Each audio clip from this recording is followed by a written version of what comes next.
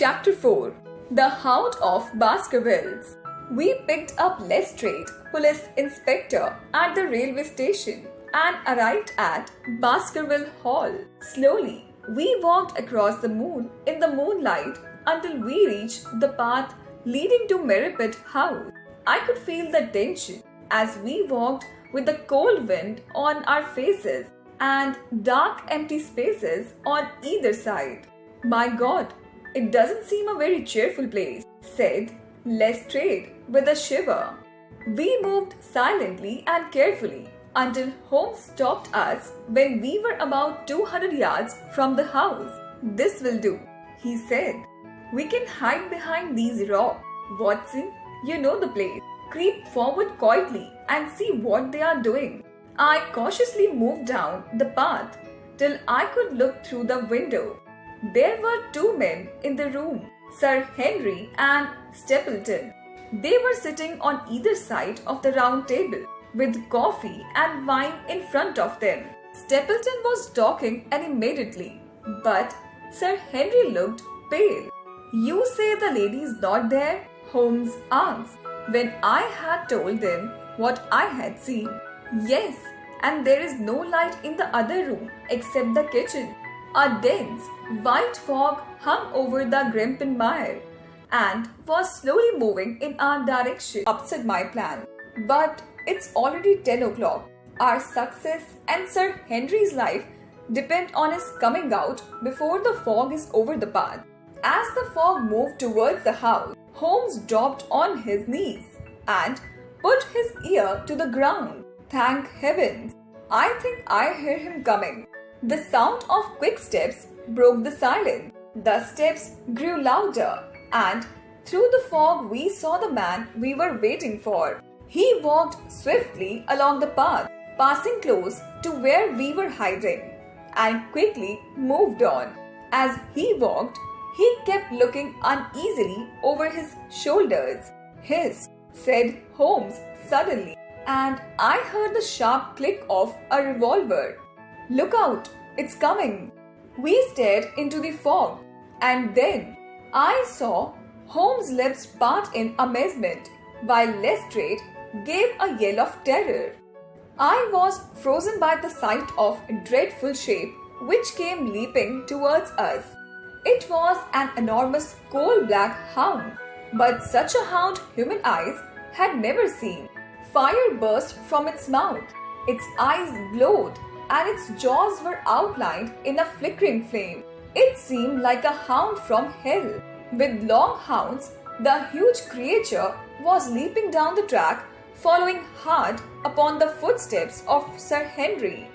We were so stunned that we let it pass. Then Holmes and I both fired together, and the creature gave a hideous howl, which meant that one of us had at least hit the beast. But it did not pause.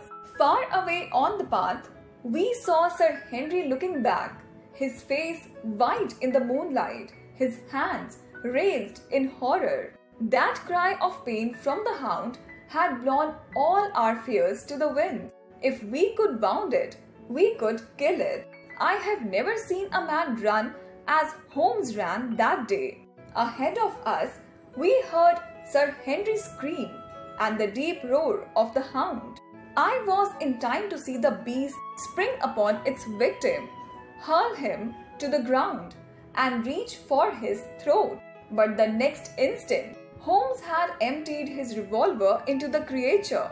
With the last howl of agony, it rolled upon its back, its 4 feet pawing the air. Twisting and turning, it finally fell limp on its side. The giant hound was dead. Sir Henry lay weakly where he had fallen. We loosened his collar, and Holmes breathed a prayer of thanks when he saw that there was no wound and that the rescue had been on time. Already our friend's eyelids shivered, and 2 frightened eyes looked up at us. My God, he whispered. What was it? What in heaven's name was it? It's dead, said Holmes. We have let the family ghost at rest once and forever.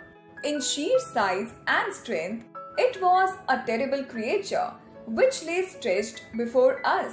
Even now, the huge jaws seemed as if dripping with a bluish flame, and the small, deep-set, cruel eyes were ringed with fire.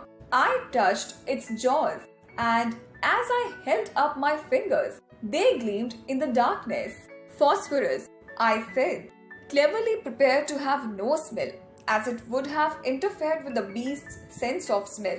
We owe you an apology, Sir Henry, for letting you face this fight. I was prepared for a hound, but not for such a creature as this. And the fog gave us little time to receive him.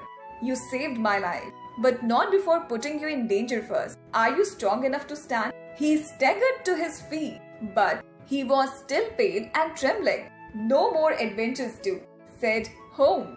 Wait here, and one of us will go back to the hall with you. We helped him to the shelter of a rock, where he sat shivering, while we walked towards Merripit House. Later, Beryl, who is actually Mrs. Stapleton, is found bound and gagged in an upstairs room of Merripit House. She leads us to Stapleton's secret hideout, but by the time we reach the secret place, Stapleton is dead, having slipped and fallen into the mire.